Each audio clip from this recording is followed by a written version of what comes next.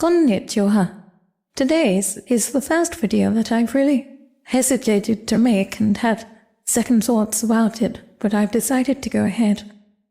It's a video that I think will throw more light for all of us on the structure of Japanese, and you'll do this by taking it from a slightly different angle and contrasting it with something different from what I normally contrast it with.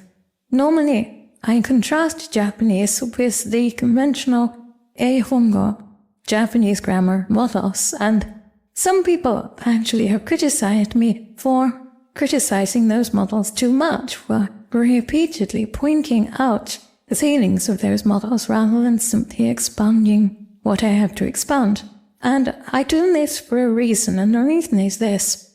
Conventional Eihongo Western Japanese grammar really hasn't changed since hundreds of years ago, when Western people started imposing classical European grammar on the Japanese language in an attempt to explain it to other Western people.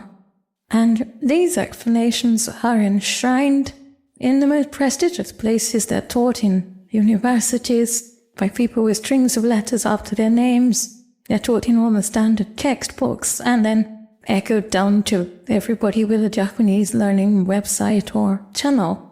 And because of this, because of the prestigiousness and the ubiquity of these models, when people hear other models, they're very likely to wonder how they can reconcile the two. The old models must be true because they're so prestigious, and the new model sounds true as well, so how do we marry them up? How do we reconcile them? And the answer is, of course, that we can't actually reconcile them. If 2 and 2 equal 4, then they can't also equal 5. And it's necessary to point this out because people will try to reconcile them if they're not aware of that, and that's going to lead us into all kinds of logical tangles. Now, Chaikin Sensei, whom we're going to speak about today, was intelligent enough and brave enough to see the fundamental flaws in the conventional Western Japanese models. He saw that they were full of contradictions and inconsistencies and illogicalities, and he tried to create models that were more consistent and more logical.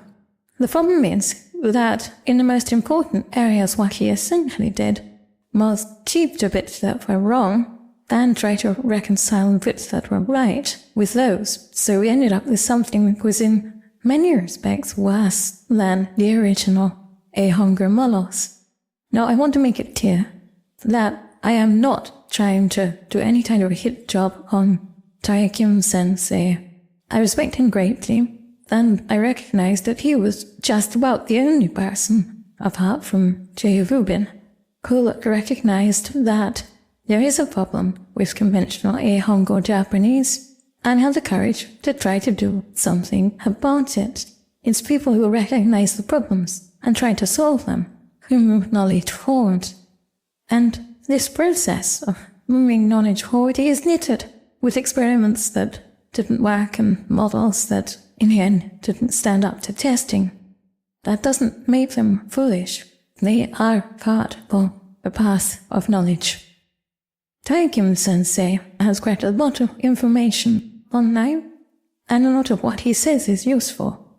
The areas in which we have to dispute his models are essentially 3, and unfortunately these 3 are so near to the very core of the structure of the language that they do cast a shadow over everything else because they have logical consequences. So the 3 are essentially the Gao particle, which is the absolute backbone of Japanese structure, the copula da, which is essential to all non-adjectival A is B structures, and the myth of Japanese conjugation. So as you see, this is quite a formidable threesome that really casts their shadow over everything.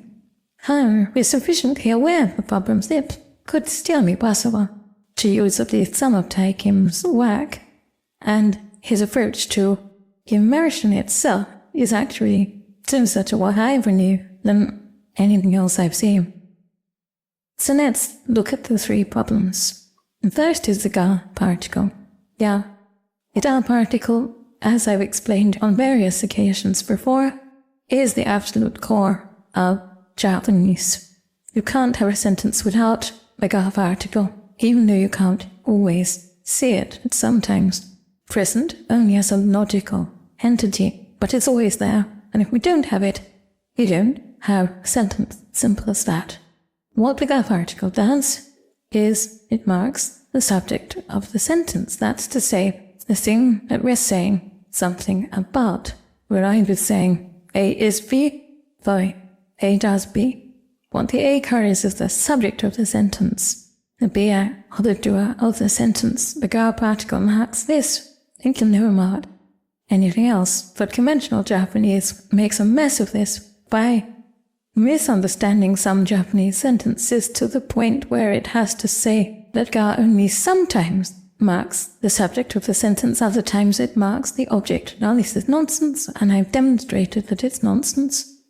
Ga never marks anything but the subject.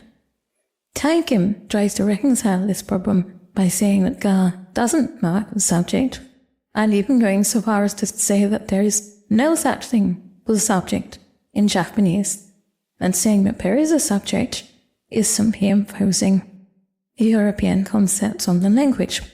Now, the truth is that every human language has a subject, which is what we call an A-car, and a predicate, which is what we call a B-engine.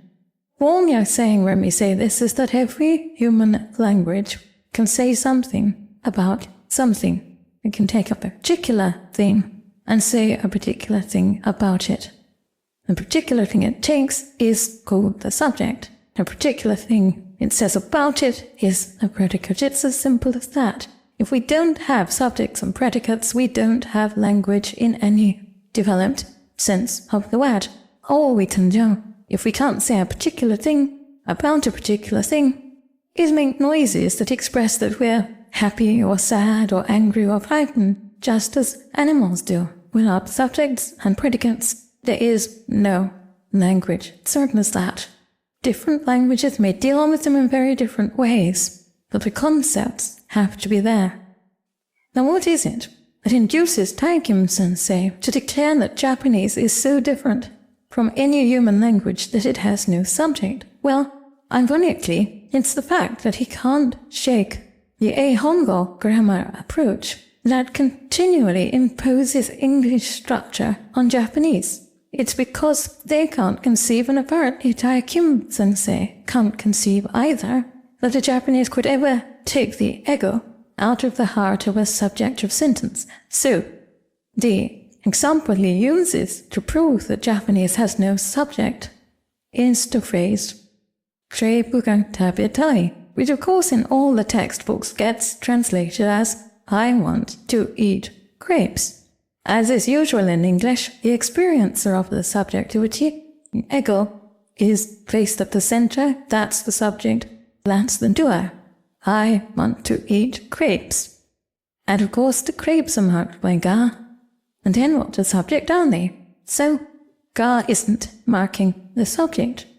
On this, Taekim Sensei and conventional Eihongo Japanese are one. Eihongo Japanese explains it by saying that ga only sometimes marks the subject. Taekim Sensei explains it by saying that there is no subject in the entire language. But the simple reason for both these statements is a complete inability to even consider the fact that Japanese might use different expressions from English, and that it could be possible to take the ego out of the center of a statement about subjectivity. Now the odd thing about this is we don't even have to go as far as Japanese to know that this happens all the time. It happens in Spanish. Me gusta el tequila is not saying I like tequila, although all the textbooks will tell you it is. It's saying tequila does pleasing to me. Now this may not be the way English wants to put it, but it is the way Spanish puts it. Crepe gatabetai means grapes. Eat want inducing to me. Again, this may not be the way English wants to put it, but it is the way Japanese puts it, where ga particle is doing what it always does, It's marking the subject, the doer, the eikar of the sentence. It's just that. The subject, the doer, the eikar of the sentence in Japanese is not the same as it would be if an English person tried to express the same sentiment. The subject of the sentence is the crepes. They are the one that's doing the eat-want inducing to the experiencer. And if we understand this, we don't have to say that ga marks the subject some of the time. We can see that ga marks the subject all of the time. And we don't have to start saying that there's no such thing as a subject in Japanese, because the only language in which there's no such thing as a subject is wan wan and nyan nyan language. Human language has to have subjects and predicates, or it ceases to be language. Yeah, some of you may be asking, how can I say that my model is the truth, that the whole and conventional Japanese grammar is not true, and Taikim Sensei, whom I acknowledge to be a very fine mind, is also producing models that aren't true? And the answer to that is that I'm not saying that at all. There is no such thing as truth in language structure or linguistics, just as there is no such thing as truth in science. Humans have metaphysical minds. They want narratives, and they want truth and falsehood. Both of these are inherited from deep and ancient metaphysical intuitions. And I'm not saying anything here about whether those intuitions are true or whether they're false. All I'm saying is, if they're true, neither science nor linguistics are the places to look for them. If we have a model that is inconsistent and has to be continually shoehorned with rules and exceptions to make it work, or we have a model that is too vague to be very useful, and then we have a model that is precise and consistent and works all the time, we're likely to say that that third model is the true one. But in fact, this is falling into the metaphysical trap. I may occasionally speak that way myself, but let's be perfectly clear, this is just really a trick of language. When compared to the inconsistent model or the vague model, the consistent and accurately predictive model is not truer, but it is more useful. Science doesn't tell us truths, it predicts things. It tells us that when we do A and B, the result is going to be C. It has nothing to do with truth, metaphysics, narratives, or anything else. It's just a method of prediction. And if we can predict things, we can do useful things with those predictions. It's exactly the same with language. So the conventional model is sufficiently inconsistent that in many cases it's not fit for purpose, at least not if we can find a better model to replace it with. Taikim Sensei's answer to this is to create a model so vague that it's unfalsifiable. Now, when we talk about models or theories, being falsifiable may sound like a negative, but it's not, it's a positive. Because if there are no circumstances under which a theory can be falsified, then essentially it doesn't really mean anything. Theories work by defining phenomena. That's to say, setting out their limits, setting out the conditions under which they apply and the conditions under which they don't apply. If we create one that applies under all possible conditions, then it really doesn't mean anything. If you give me an object and ask me what it is, if I say it's a marble, or it's a box, why, it's a twig, you can verify or falsify that statement. If I say it's an object, you can't falsify it, because everything is an object. But on the other hand, I haven't told you anything worth knowing. What Taikim does with the Ga particle is call it the identifier particle. Now, if we went a bit further, that might be useful. Does it identify the subject? Does it identify the object?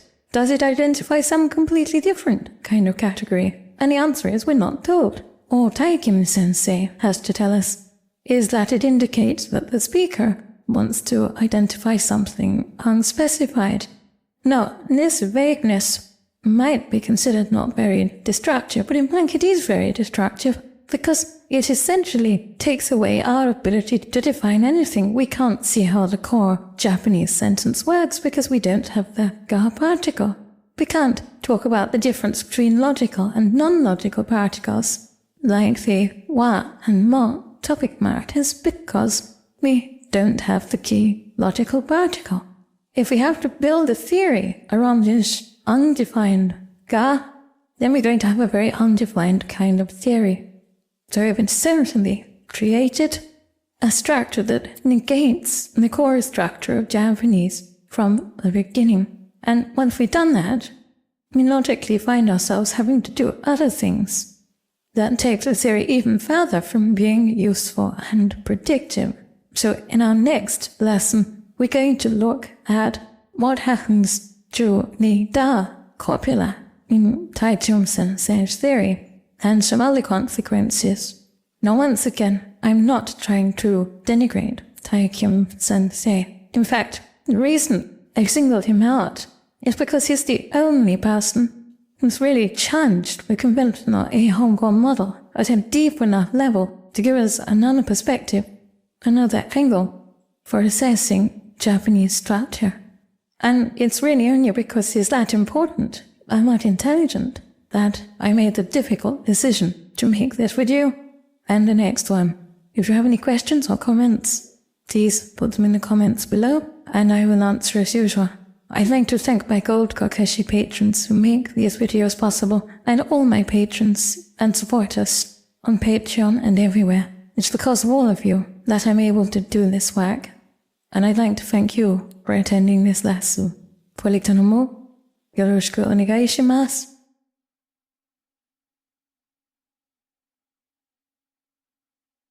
Just dismissed.